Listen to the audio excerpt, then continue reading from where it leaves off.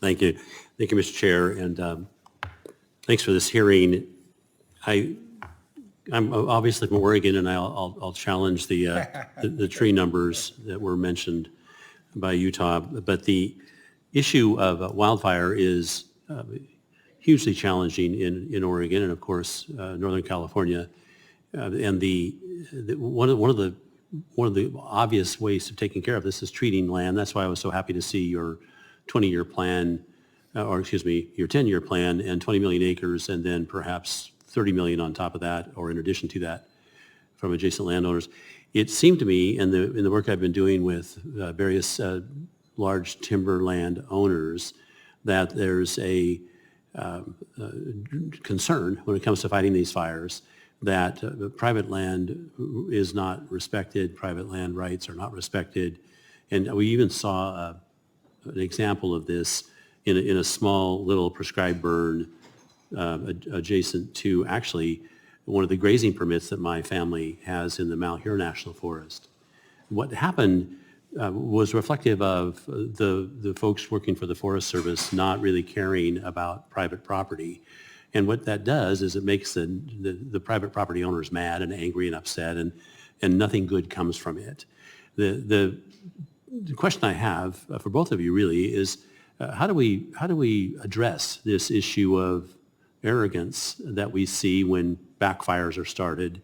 How do we address this issue of we don't care about fences, we don't care about cattle, we don't care about a neighboring property burning up? How do we address this? Because we got to work together on this, and that 10-year plan really does reflect the fact that you're looking at private landowners for that 30 million acres. So can both of you take a shot at explaining how we might move away from the obvious, we're the federal government, we can burn anything down we want, we have absolute immunity and all kinds of justifications, to more of a, how can we work together with you, and the last thing we want to do is burn you up while we're trying to save our national forests. So sure. Take it away. Thank you for that question, Congressman. Yeah, we need to be in partnership, no doubt about it. Fire is an all lands issue, and wildland fires don't respect boundaries, right?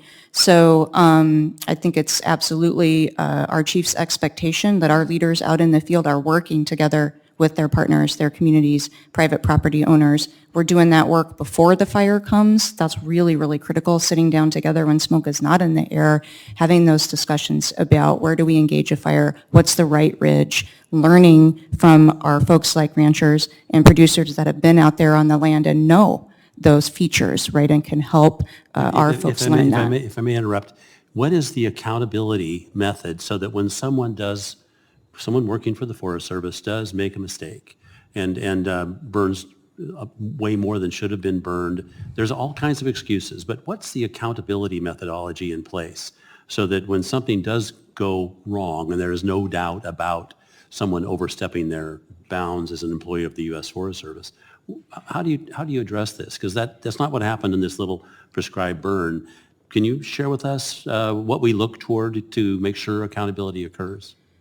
Sure. Yeah. We are always going to be accountable for our actions. I know that myself and the chief definitely will be accountable. We're asking our employees to do challenging things. We're asking our employees to take risks when we put fire on the ground, and we're going to support them as well. And we do try to make right with the private landowners wherever we can. So here's what I need. I need the rules that reflect the procedure for imposing accountability. I just don't want a statement that, yeah, we'll be, no, that's not good enough.